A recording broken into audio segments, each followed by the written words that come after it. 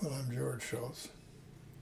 I grew up in New Jersey, born in New York City, and went to Princeton. I was there when the Japanese attacked Pearl Harbor, and I wound up volunteering for the Marine Corps, and I was mobilized the August following my June graduation. And where did I go? Boot camp in Quantico. And I think any Marine would tell you that boot camp makes a big dent. Mm-hmm. And I remember one lesson in particular. I remember I told it to Ronald Reagan when I was Secretary of State. He liked the image. So I remember when my sergeant, the drill sergeant, handed me my rifle. He said, "Take good care of this rifle. This is your best friend. And remember one thing. Never point this rifle at anybody unless you're willing to pull the trigger."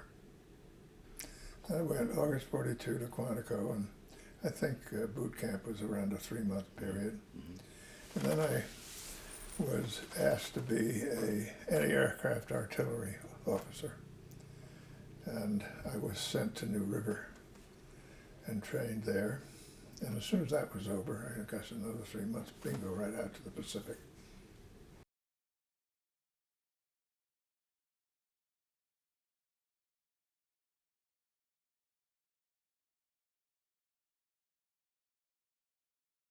I wasn't there very long, and we go up to Funafuti in the Ellice Islands. And I don't know what's going on, but I know something's going on because there's a lot of Marines all over the place in the ships and lots of activity. Turned out it was getting ready for the Tarawa operation. And I later learned that they needed to have a medevac island. So all of a sudden somebody taps me on the shoulder and says, "Lieutenant, you're going to take your group and get on a destroyer, and you're going up to an island called Eniwetok, and you'll get off in the darkness, land on the island before daybreak. It's lightly held by the Japanese. You take the Japanese by surprise, and then we'll come and build an airfield and be a medevac station." So we get on this destroyer, and we go up, we get off in the darkness, get into these little boats, rubber boats. And as it happened all too frequently, the tide was out, so boats can't get very far.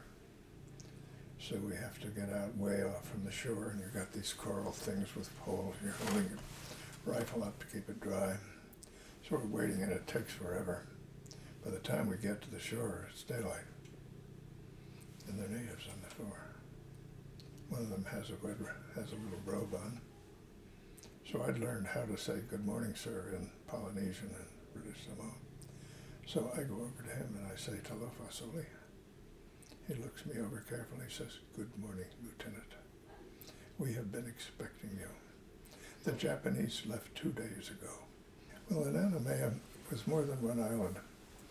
And the largest one we took over, and I guess we wanted a large island to have a good airstrip and so on. But all the natives moved to a different island. The natives enjoyed bargaining. It was fun. So the Marines went there to make a deal, and the natives were there to enjoy the bargaining process, so you can see what's going to happen. They're going to pay through the nose because they're too anxious to make a deal. And so I learned something about bargaining, that if you are too anxious for a deal, you're not going to do very well.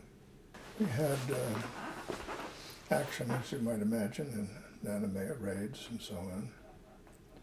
And there was a sergeant in my outfit named Patton. He was a terrific guy that I liked and relied on. And we had these things going on. And I was looking for him. I ran over to where I thought he might be. I said, "Where the hell is Patton?" "Patton's dead, sir." So he'd been hit by shrapnel and killed. So all of a sudden, the reality of war comes home to you in a big way. I always remember that moment.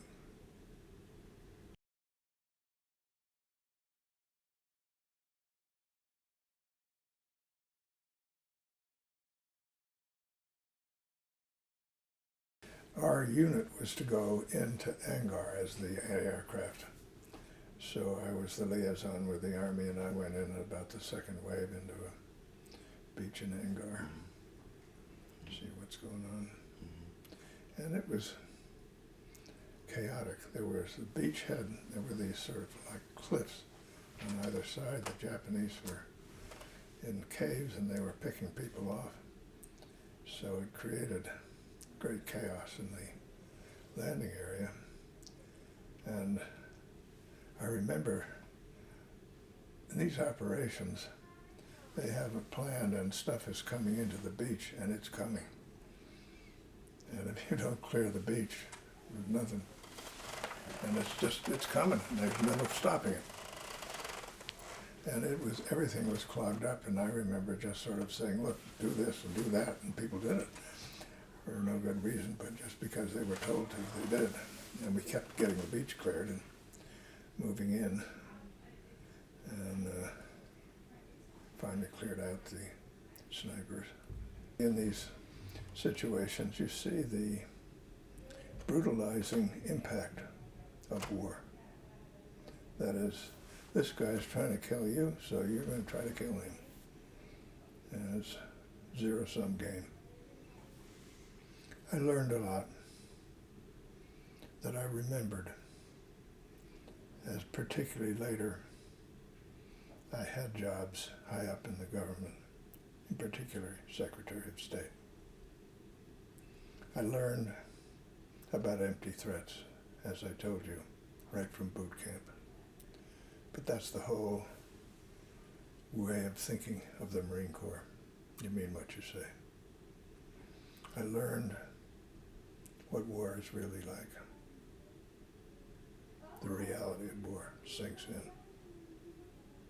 Somebody that you counted on was a great friend, terrific sergeant, gone like that.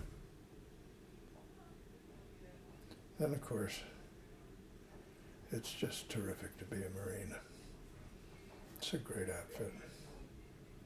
And you learn what comradeship and friendship is all about. Which means, you know, if something good happens to you, my friend, I'm happy as I can be, and if something bad happens, I'm bleeding with you, and we're friends. It's a close, special kind of thing. The lesson of the war was, here was the democratic world assaulted by Hitler and by the Japanese.